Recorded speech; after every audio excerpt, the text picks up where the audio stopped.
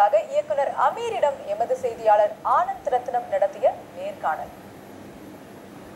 பல்வேறு கட்ட முயற்சிக்கு பிறகு தமிழ்நாடு இயக்குனர் சங்கத்திற்கென்றே தனி கட்டடம் உருவாக்கப்பட்டிருக்கிறது. இது குறித்து மேலும் பேசுவதற்காக தமிழ்நாடு திரைப்பட இயக்குனர் சங்கத்தினுடைய பொதுச் செயலாளர் அமீர் நம்மிடையே இருக்கிறார். அவரிடமே இனி மேலும் பல தகவல்களை கேட்டிருவோம். வணக்கம் சார். ஒரு மகிழ்ச்சியான செய்தி எல்லா இயக்குநர்களுக்குமே கொடுத்துருக்கீங்க. ஒரு புதிய கட்டடம் வந்து உருவாக்கப்பட்டிருக்கிறது. இந்த கட்டடத்தினுடைய சிறப்பு அம்சம் என்ன? கட்டடத்துடைய சிறப்பு அம்சம் அப்படின்னா கிட்டத்தட்ட 45 ஆண்டுகளுக்கு மேலாக இயக்குனர் சங்கத்தில் ஆரம்பிக்கப்பட்டு அதற்கென்று ஒரு சொந்த கட்டிடம் இல்லாமல் முதல் முறையாக சொந்த கட்டிடம். இது ரொம்ப நாள் எங்களுடைய இயக்குநர்களுடைய கனவு, இயக்குநர்கள் இணைத்துறை உதவி இயக்குநர்கள் எல்லாருடைய கனவும் கூட அது இப்பொழுது நாங்கள் தேர்ந்தெடுக்கப்பட்ட இந்த பாடி இதை செய்வதற்கு சாத்தியப்பட்டிருக்கு. கடந்த போன முறை நிர்வாகத்தில் இருந்த செல்வமணி சாருடைய தலைமையில் இருக்கும்போது கூட அவங்க தான் T40 ஒரு ஃபங்க்ஷன் நடத்தினாங்க தெரியும். ஸோ அதன் மூலம் ஒரு நிதி ஓரளவுக்கு ஒரு குறிப்பிட்ட நிதி சேர்த்துருந்தாங்க. அந்த நிதியும் ஏற்கனவே சங்கத்தில் இருந்த நிதி இப்பொழுது நாங்கள் புதுசாக கலெக்ட் பண்ணது, அப்புறம் நம்ம இயக்குனர் நண்பர்கிட்ட வாங்கின தொகையெல்லாம் சேர்த்து தான் இந்த கட்டடத்தை சிறப்பாக கட்டி முடிச்சிருக்கோம்.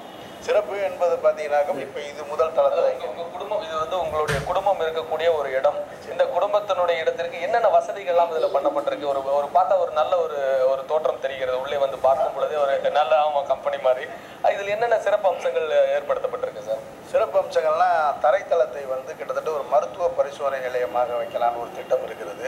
ஏன்னா இன்றைக்கி அசிஸ்டன்ட் டைரக்டர்கள்லாம் ரொம்ப கஷ்டப்படக்கூடிய சிரமப்படக்கூடிய அசிஸ்டன்ட் நிறைய பேர் இருக்காங்க. கிட்டத்தட்ட ஊரை விட்டு வந்து 8 வருஷம் 10 வருஷம் ஆனவங்க. இன்றைக்கி ஒரு மனிதனுக்கான மருத்துவம் என்பது ரொம்ப நவீனமாகவும் அதிக செலவு பொருட்செலவு உள்ளதாகவும் ஆயிடுச்சு. ஒரு ஆஸ்பத்திரி போனால் ஒரு 500 ரூபா வேணும். ஒரு சின்ன டெஸ்ட் எடுக்கணும்னா கூட, ஒரு எக்ஸ்ரே எடுக்கணும், ப்ளட் டெஸ்ட் எடுக்கணும்னா. ஸோ அது மாதிரியான உறுப்பினர்களுக்கு குறைந்த செலவுலையும் அல்லது இலவசமாகவும் கீழே ஒரு மருத்துவ பரிசோதனை நிலையம் வைக்கலான் இருக்கோம். அப்புறம் இது முதல் தளம் முழுவதுமாக அலுவலகம் மற்றும் அறை, கான்ஃபரன்ஸ் ஹால் இதெல்லாம் இருக்குது. செகண்ட் ஃப்ளோர் வந்து ஒரு பெரிய ஆடிட்டோரியம். அந்த ஆடிட்டோரியம் வந்து இது எங்கள் பத்திரிகையாளர் சந்திப்பான நிகழ்வுகளாக இருக்கட்டும், அந்த அளவுக்கு ரொம்ப பெருசாக இருக்குது. அதோட இன்னொரு பிளான் என்னன்னு கேட்டிங்கன்னாக்கும் தியேட்டர் பண்ணுறோம். அடுத்து இன்னொரு 6 மாதத்துக்குள்ளே ஒரு தியேட்டர் பண்ணுவதற்கான சாத்தியக்கூறுகள் நிறைய இருக்குது. இப்போ பார்த்தீங்கன்னா உங்களுடைய குடும்ப விழா வருகிற இன்னும் சில நாட்கள் நடக்க இருக்கிறது.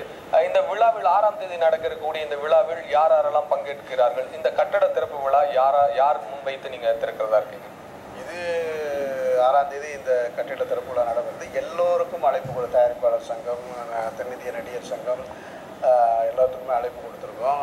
ஒட்டுமொத்த இயக்குநர்கள் சங்கத்தோட உறுப்பினர்கள் அனைவருக்கும் அழைப்பு கொடுத்துருக்கோம். மேலும் பார்த்தீங்கன்னாக்கும் இதில் வந்து முன்னாள் தலைவர்கள் இதுவரைக்கும் இருந்தாங்கல்ல, அந்த எல்லா தலைவர்களையும் இங்கே அந்த தலைவர்களை எல்லாத்தையும் இங்கே அவர்களுடைய முன்னிலையில் பாலச்சந்தர் சாரும் பாரதி ராஜா சாரும் திறந்து வைக்கிறாங்க. செல்வமணி சாரும் டைரக்டர் ஹரியும் அவருடைய தலைமையில் இது நடைபெறுகிறது. நாங்கள் ஏற்கனவே திட்டமிட்டது என்னென்னா, என்னோட நீண்ட நாள் கனவு என்னென்னா, டைரக்டர் தமிழ்நாடு திரைப்பட இயக்குனர் சங்கத்தை வந்து ஹாலிவுட்டோட எப்படியாவது டைஅப் பண்ணணும். நிச்சயமாக பண்ண முடியும். அதற்கான கால அவகாசம் தான் எங்களுக்கு இல்லையே தவிர அடுத்து வரக்கூடிய இயக்குநர்கள் நிச்சயமாக செய்வாங்கன்னு நான் நம்புகிறேன். இப்போ அமீர் சாருக்கு ஒரு முகம், அதற்கு அடுத்து வந்து பெப்சி என்ற இன்னொரு முகம், இயக்குனர் என்று இன்னொரு முகம், 3 முகத்தில் வந்து இப்போ காட்சி அளிக்கிறீங்க.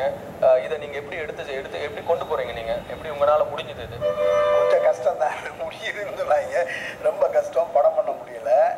பட் ஆனால் எனக்கு இது கிடைச்ச வாய்ப்பாக தான் நான் நினைக்கிறேன். ஏன்னா படம் நான் பண்ணிக்கலாம், அடுத்த வருஷம் படம் பண்ணிக்கலாம். பட் இப்படி ஒரு ஆப்பர்ச்சுனிட்டி எனக்கு கிடைக்குமான்றது டவுட்டு தான். அதனால் இப்போ எல்லாருக்கும் இன்ட்ரெஸ்ட் வந்துருச்சு. இப்போ நான் நெக்ஸ்ட்டு சொன்னேன், லிங்குசாமி நீ தான் தலைவராக வரணும், உள்ளே வாங்க அப்படின்னு. அதனால் இப்படி உள்ளே பூரா வந்து இழுத்துக்கிட்டுவோம், மாற்றி பண்ணிக்கலாம். ஷிஃப்ட் முறையில் பண்ணிக்கிட்டமாக்கும் நல்லா கொண்டு போக முடியுன்ற நம்பிக்கை இருக்குது.